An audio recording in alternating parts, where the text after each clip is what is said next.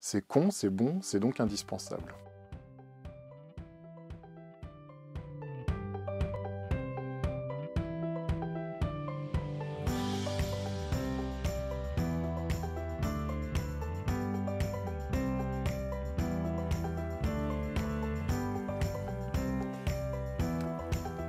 Bonjour, aujourd'hui je vais vous parler de Goldorak, une nouvelle aventure de Goldorak. Ça faisait 20 ans qu'on l'attendait, peut-être même 25 pour les plus vieux d'entre nous. C'est un réel plaisir de retrouver tous les héros de notre enfance, on va dire, dans ce livre qui traverse tout l'univers aussi vite que la lumière.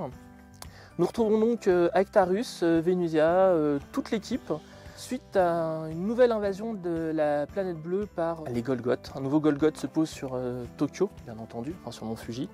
Et on va retrouver Venusia, Actarus et tous les autres qui étaient un petit peu éparpillés partout sur Terre. Ils vont remonter l'équipe au complet, un peu le Goldorak Gang, et retrouver tous les vaisseaux qui avaient été soigneusement cachés par le professeur Procyon au fur et à mesure des temps. Donc après un petit peu de dépoussiérage, un petit peu de remise aux normes et un petit peu d'entraînement, on retrouve des combats de Goldorak comme on aimait, donc avec la hache, les cornofulgures, les fulgures au point, les rétro-lasers en action, etc. Voilà. Avec des images magnifiques pour ceux qui sont un peu nostalgiques de cette époque et de Albator. Donc, une histoire très très chouette qui permet aux scénaristes et aux dessinateurs de partir en arrière sur la vie des personnages. Ça nous permet de développer un peu plus les personnages qui étaient, on va dire, effleurés dans le dessin animé et qui maintenant sont un peu plus creusés. Donc une très chouette aventure, très bien écrite d'un de nos héros de l'enfance, qui revient spécialement pour ce Noël, pour venir squatter sous le sapin cette année.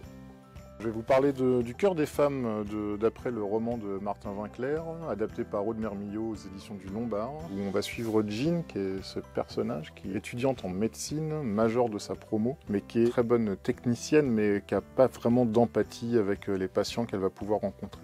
Elle va devoir faire un stage en service obstétrique et elle va rencontrer un médecin d'une génération précédente qui, lui, est beaucoup plus proche des femmes et qui va être à l'écoute et qui va pas forcément pratiquer des examens gynécologiques comme on l'entend dans l'imaginaire collectif. Et ça va être le choc de deux cultures. C'est un roman qui a eu beaucoup de succès quand il était sorti, et la bande dessinée révèle bien la dureté du milieu hospitalier actuel aussi. Le roman a eu beaucoup de succès quand il était sorti il y a une dizaine d'années. Il est toujours d'actualité, surtout quand on parle de plus en plus de violences gynécologiques et obstétricales. C'est un bouquin qui est très engagé et d'une grande justesse. Le dernier album de Fab Caro, Moon River, donc Fab Caro qui avait fait Zai Zai Zai Zai, Carnet du Pérou et plein d'autres. Là, il s'attaque aux policiers. Ça se situe dans les années 50 à Hollywood, où on tourne un western, voilà, avec ces deux magnifiques acteurs. Le soir, en fin de journée, l'actrice va se coucher. Et le lendemain matin, elle se réveille victime d'un crime horrible. Mais quoi donc? On lui a dessiné un sexe sur la joue. Non! Si, Mais qui a pu oser? On va suivre Ernie Baxter, qui est donc lieutenant de police à Los Angeles, qui va devoir enquêter sur ce crime odieux. C'est une histoire policière plein de rebondissements et plein d'absurdes surtout, ce qui fait tout le charme de Fab Caro. Mais du coup, au niveau de l'histoire, on est sur un polar noir américain digne des plus grands films de polar, de Gilda ou d'un truc dans le genre. Tout à fait. C'est un peu plus bizarre comme Fab Caro. Les deux, mon capitaine. Les deux, mon capitaine, voilà. Non, on flirte avec James Ellroy, on flirte avec Humphrey Bogart dans les grands classiques hollywoodiens Très bien. 50 et 60. Avec Brubaker pour Hollywood Night. Voilà, mais on flirte aussi avec les Monty Python, et puis les nuls, et puis voilà. C'est complètement foutraque.